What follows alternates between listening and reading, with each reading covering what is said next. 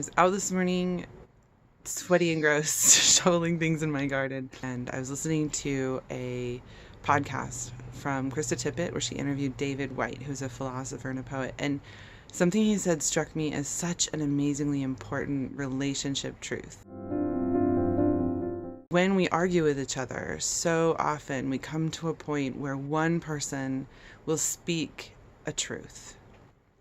And when that truth is spoken, it opens the door and lays the foundation for the next stage of the relationship to happen.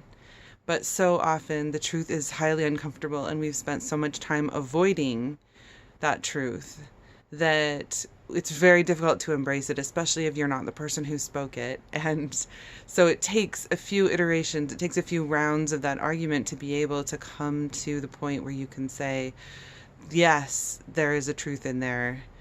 I may not like it, but it's something that we need to address. And then to start to rebuild the relationship around that truth. I feel like it's almost like there's a tree house, but you built the relationship trying to ignore the fact that there was a tree in the middle. And it's just so much better if you can build the relationship and incorporate that truth into how the relationship is built so that both you and the tree can coexist very peacefully and very easily.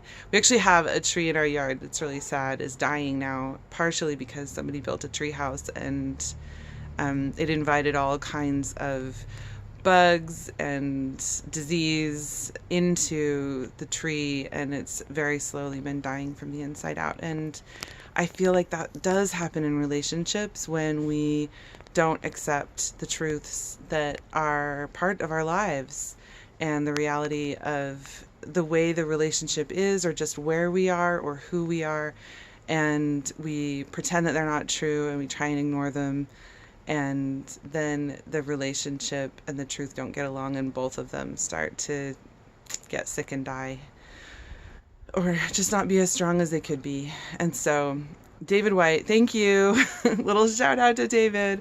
And that truth that when we argue, there is something usually that we're dancing around, that if we can accept it, opens the door and lays the path for us to move the relationship forward to a whole different plane than where we've been having it.